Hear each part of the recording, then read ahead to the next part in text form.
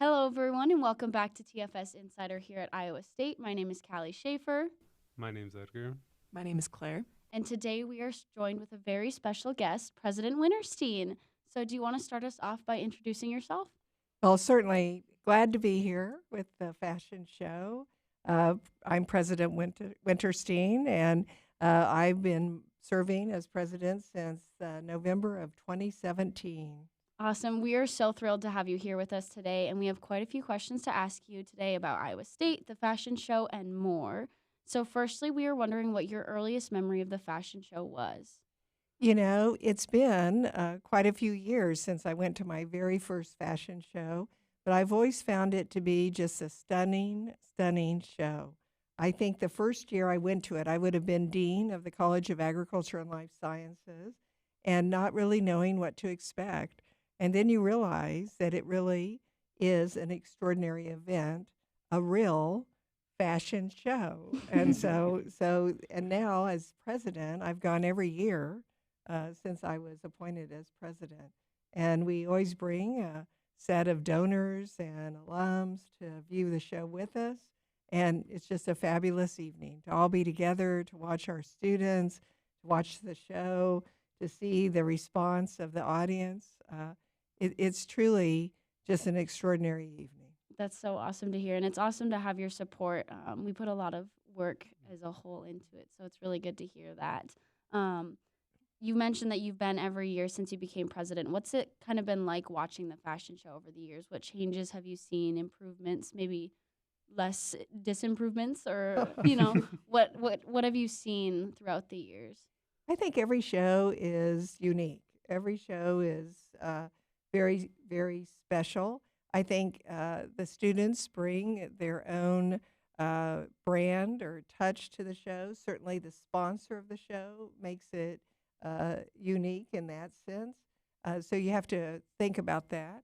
But most of all, I think when we sit and watch the show, we are just always, always amazed by the creativity of our students and their designs. And so you think about our students out there on the stage, the individuals that are modeling our students' design and how well they do. You think of all the set design that has been developed. Think about the students behind the stage doing all that work. You think about the business and marketing that's being done by students. So really the creativity of all students that are involved in the fashion show is really what we enjoy and think about. And it is different at every show. And so we enjoy seeing our students' creativity, their innovative spirit being highlighted at the show. Awesome. Word on the street is you'll be our guest speaker at the fashion show this year. Are you excited, nervous? How are you feeling about that? I am actually very nervous about that. It's kind of a scary thing to be thinking about walking out on the runway, and I hear I'm supposed to dress up, and so I have to be thinking about that, right? What should I wear? What am I supposed to say? How do I welcome that big audience into Stevens? And the fashion show is always sold out, so I don't want to fall over. And I'm going to jinx myself. Knock on wood. Knock on wood. That's right. And so I'm really honored to be asked to do the welcome, and look forward to the opportunity and the evening and the chance to do that. We're excited to have you at the show as well, too. One of the coolest parts of TFS is working with our guest designers each year, and this year we landed Nordstrom. What have some of your favorite designers and sponsors been over the years? Well, that is a great question, and it's been a variety of sponsors that you have landed, and I'm trying to remember all their names, which I won't be able to do. But one year you had an outdoor wear. Was it REI? Patagonia. Patagonia, Okay. right? And so you think, wow, for a fashion show to have Patagonia. So to me, that really expanded the horizons of the fashion show. So I think some people think fashion show, it's always going to be, flowing gowns, wedding dresses, but to have Patagonia, I think that was a very neat thing to have Patagonia as a sponsor, and you think about all the students that buy Patagonia gear. Hmm. So I really appreciated that and the thought of thinking about a fashion show in a different way, I think, than most people would think about it. So I think, again, broadening the horizons of how people think about a fashion show and think about different sponsors is a good thing. Yeah, I think that's something we've definitely been trying to push as a whole is broadening the horizons. And I know one of our earlier interviews this semester, we brought in someone from the athletics department to talk on our podcast because we want to kind of branch the gap between AMD students and all of Iowa State and getting everyone involved in the fashion show. Because, I mean, even for digital media, us in here, none of this has anything directly to do with fashion. So it's really cool to kind of try to bring in all people from different areas. So.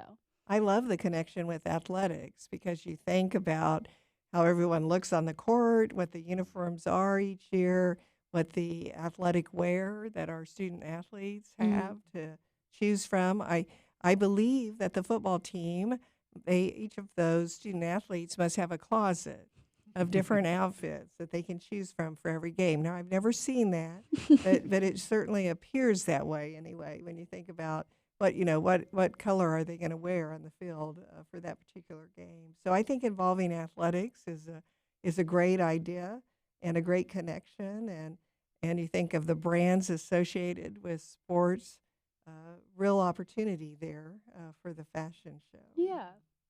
So you have a very iconic look. What do you think the importance of self-expression is with the clothing we wear? I think it's very important. When I became president and the first female president at Iowa State, for me, it was the opportunity to certainly be the face of Iowa State University. And because I was a woman, I had the opportunity to really show the school spirit by wearing the school color of red. How many men were going to wear a red jacket every day? But it was my choice to stand up, and almost every day, and certainly when I'm at an event or at a podcast, my choice is to wear the school color and to wear red.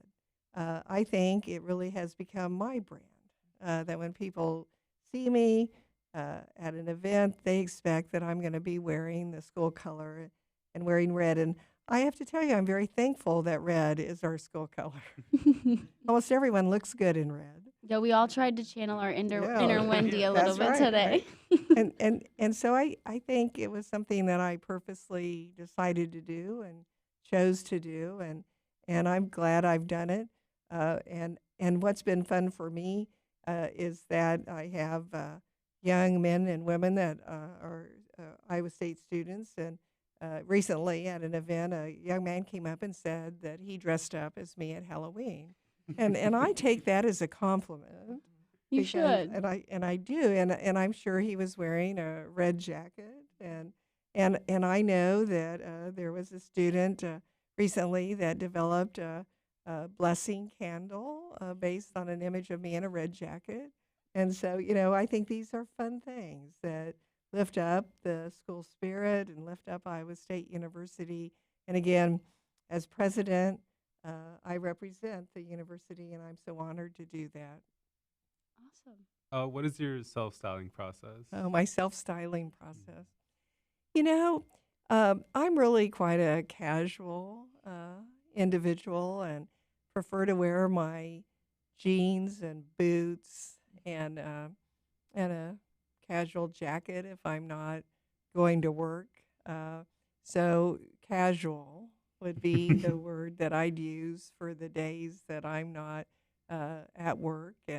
And back to athletic wear, if I could wear athletic wear in our school colors, I would be into that. Some black jeans, red cyclone vest. That would be a lot of fun for me. And so casual is the word that I would use. I before I became president, I was the dean of the College of Agriculture and Life Sciences, and so I spent a lot of time working outdoors and working with individuals out in rural Iowa, and so So it kind of is where I came from, a more casual look, jeans and boots. Who or what might some of your fashion inspirations and influences be? Well, that's a great question. I don't know if I have a good answer for that, just being my authentic self. So I don't think I could give you a good answer. I to think that yourself one. is a perfectly good Yeah. answer. Yeah. Saying true to yourself that's a perfect answer for me. Do you have some favorite places that you like to shop for clothing? Shopping has really changed over the years, hasn't it? Yeah. Um, and so when we think about shopping in central Iowa, we have some nice shops downtown in Ames. You think about Mormon's down on Main Street, and Emmerhoff's is a great shoe store. And so there are some nice shops in Ames, and you can go down to Des Moines, to the Jordan Creek Mall, and find some nice stores down there.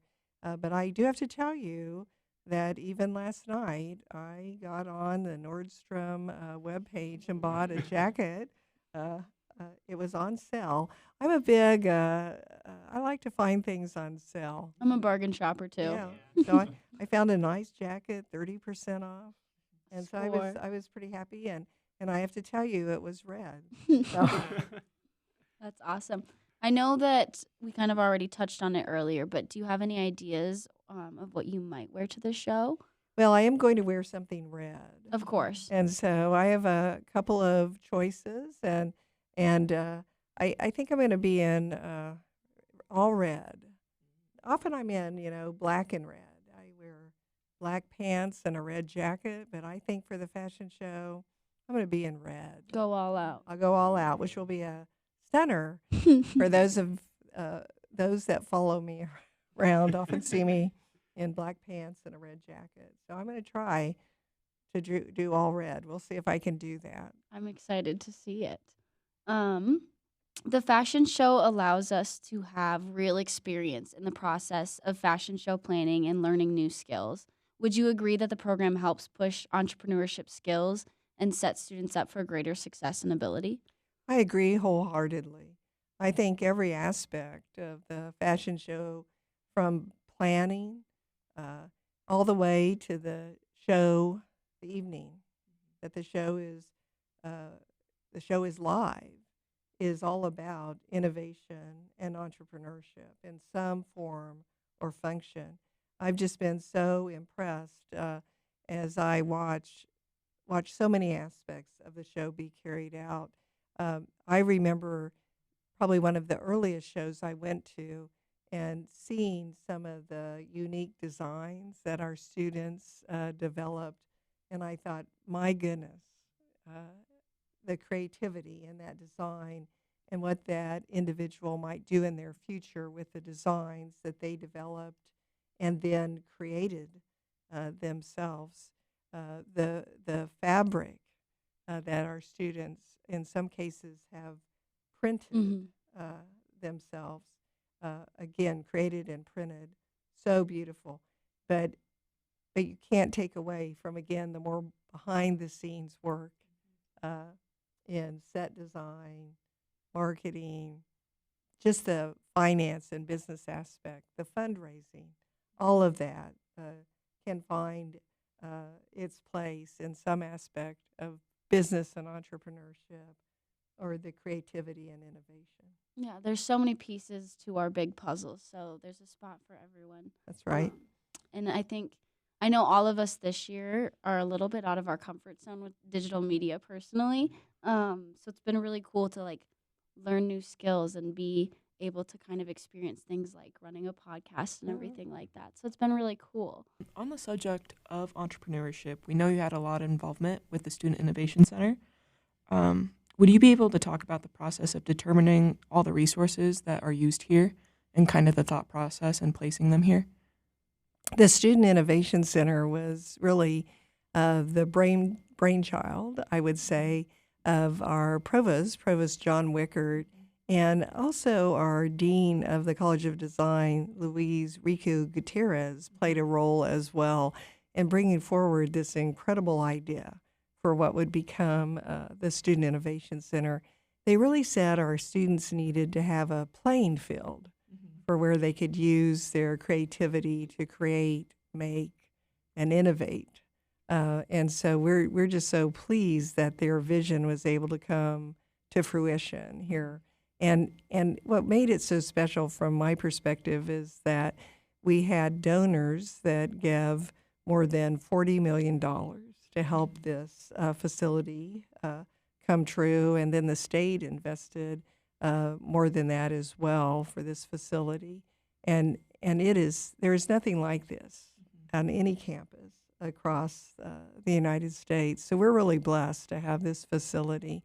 And the process was about saying that any student in any major could come here and see an opportunity. So whether it's in the digital media lab like we are today, or it's in the glass blowing studio, or in the 1858 Innovate Shop, or the chocolate lab, which is not called the chocolate lab, it's a culinary institute. So all over this building, this 114,000 square feet of creativity. There's something for every student at Iowa State. And a lot of thought went in to very carefully planning so that this really would be about students, that this was for our students. And I would also share that many universities think about innovation and entrepreneurship, but they think about it for graduate students. They think this is something that we'll focus on for graduate education. But it was at Iowa State that the thought was this needed to be for undergraduate students. And that's very special. At Iowa State, we're a Research One university, but we said we are also very student-centric. We want our undergraduates to have a set of very special opportunities like what we can offer at the Student Innovation Center. So I'm very, very excited that you're expanding your own boundaries by doing a podcast, and that you're using the very, very impressive facilities here at the Student Innovation Center. Yeah. You mentioned Innovate 1858, which is home here in this building as well. And it's an on-campus store that features products that are connected in one way or another to Iowa State. How exciting specifically is it to have a store that features the accomplishments of both current students and alumni?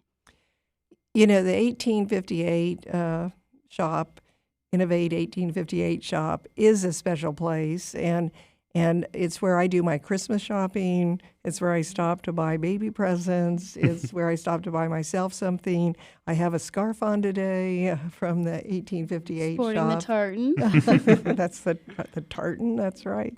And so I think, again, it's a way to lift up the work of our students across the university that have used, again, their creativity to make a product, to make something to sell at the shop. And I think that's important to have an outlet like that for our students in this building, run by the College of Human Sciences, where so much of what happens in this area is available through that shop. Awesome. And then do you have any favorite logos, colors, branding combinations, or styles from the bookstore and or 1858 that you would like to share? Well, again, just as we said, the tartan's pretty special. I don't know if I would answer that question in a very, very specific way, but I do like the white squirrel that's on many things. And I don't know if that's a brand or not, but the white squirrel that's down there on some clothing items is pretty cool.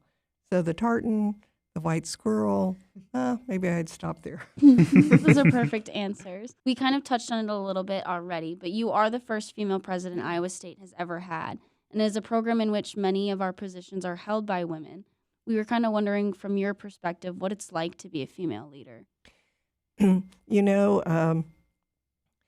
the first female president, again, is another honor. And when I was first named president of Iowa State, what was interesting to me was that a lot of women would come up to me with their little grandchildren, little daughter, granddaughter, and they would introduce me to them, and they'd say, meet the president of Iowa State, you can be the president too.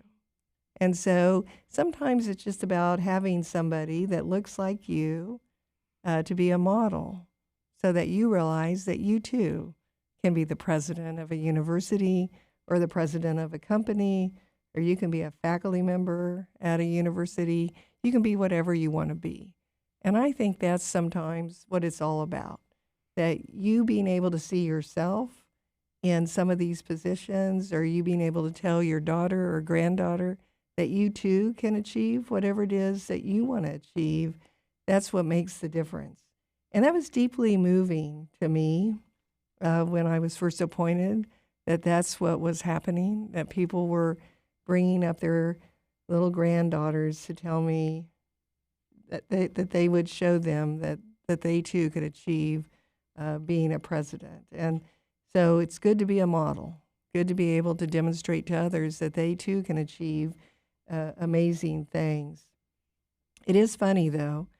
I was in my suite in Beardshire one day, and we had an important visitor coming, and I decided that I would stand by the door, inside the door to the suite, because I wanted to be sure that I would be there when the important visitor came. And when the important visitor walked in, I put out my hand to shake hands, and that visitor walked right by me. And so sometimes people still look at women and they think, oh, you must be the executive administrative assistant. And the person with the visitor said, wait, this is the president. So people have preconceived notions. They sometimes have biases about who people are and what role they're playing. And so this person was very nice. He came back and shook my hand, and we sat down and had a great meeting. But sometimes, it's just interesting about how people perceive you because of how they think about you and how they think about what role you might be playing because of the gender you are. So, but I've had a great experience as president. Good.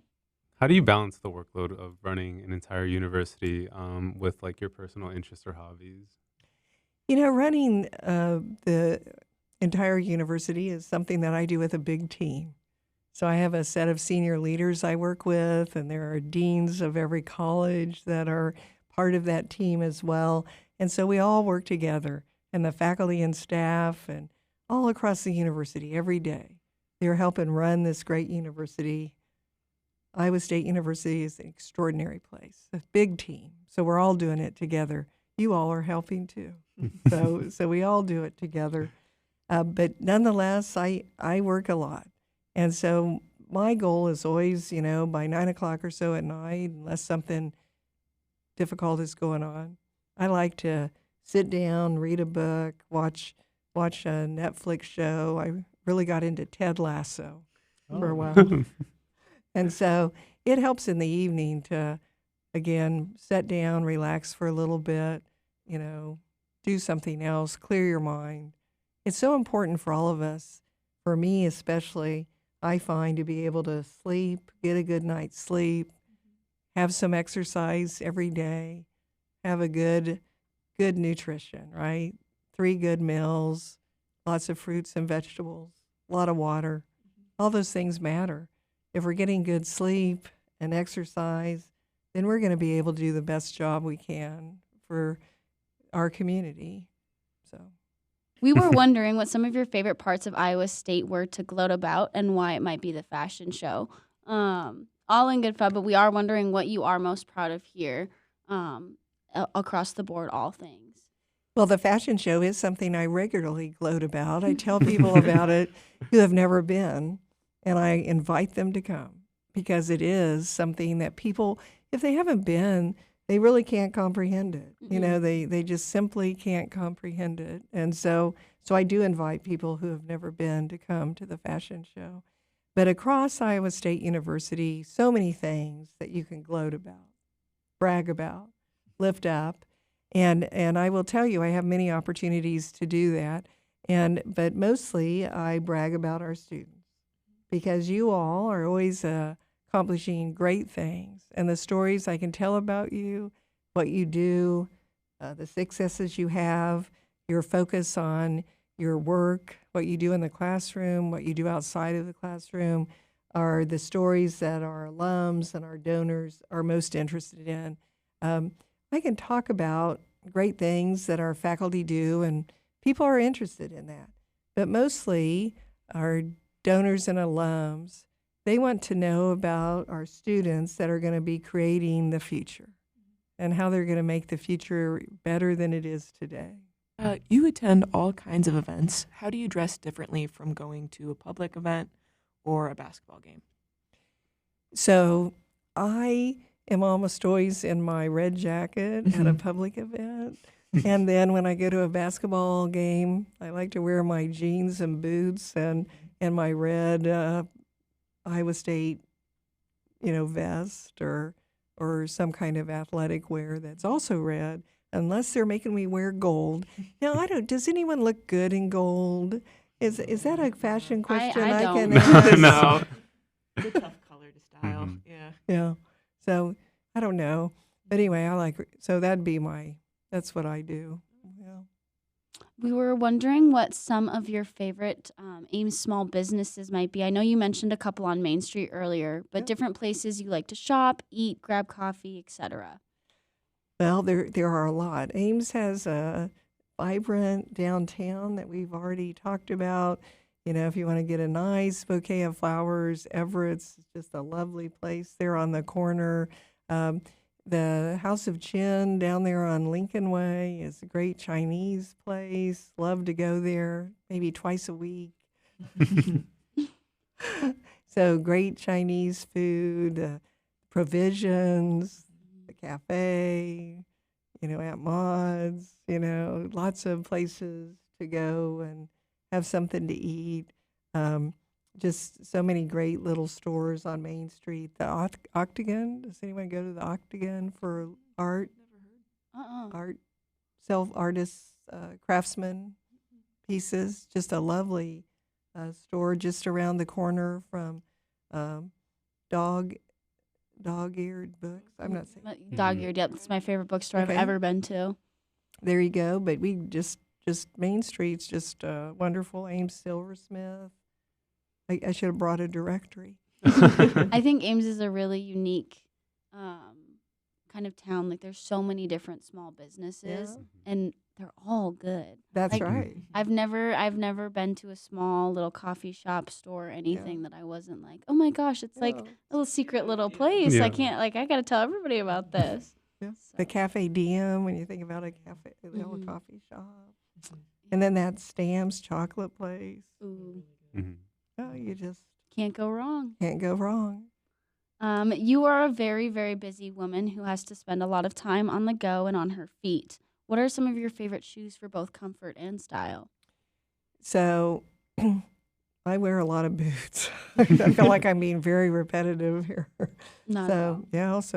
And then, I wear my Nike tennis shoes, pretty much. But that's about, I'm pretty much between those two Gotcha. things. Those are pretty much all of the questions we have for you today, unless Yeah. anyone's come up with anything while we've been chit-chatting. I think we kind of covered all of our bases. We like to do a fun little segment at the end of our interviews with some of our guests that involve trivia questions. Oh, no. And we know that you have an interest in etymology. Is that how you say it? Etymology? Entomology. There we go. So we had a couple random questions, and we wanted to see if we could test your knowledge. Uh-oh. So, firstly, do you know the fraction of all things alive that are beetles? Oh. It would be a lot. Does that count?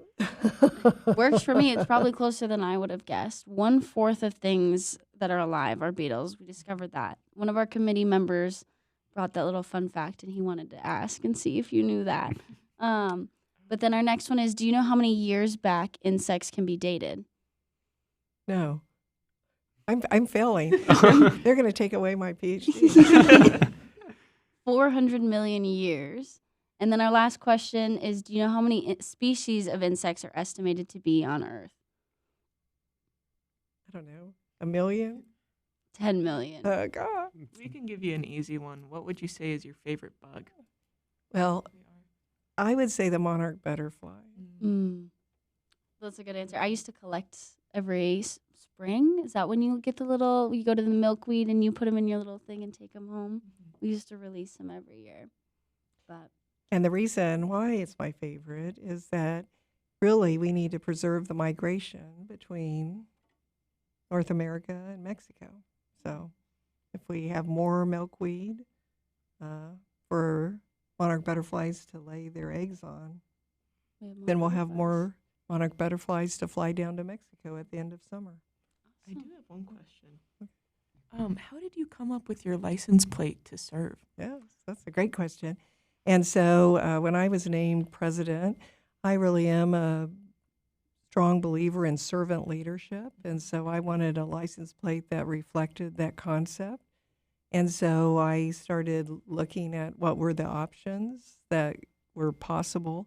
And because we live in Ames and because we have a strong ROTC program, it was amazing how many license plates have a relationship to service. So you think about military service, and so I had to really play around to come up with one that wasn't already taken. And so I looked at, for a while I thought about SciServe, but then I thought maybe that wasn't exactly what I was looking for, and so I ended up with ToServe. And so that's how I believe what my role is about as president is to serve the university. I think that's about everything that we have for you today. We are really grateful that you took this opportunity to come on the podcast and speak with us. And I think we're very excited to see you on day of show. So with that, I'm Callie. I'm Edgar. I'm Claire. And I'm so thankful to join you today, and I'm looking forward to the event, and I'm President Wendy Wintersteen. perfect. Yay. Awesome. Thank you so much again.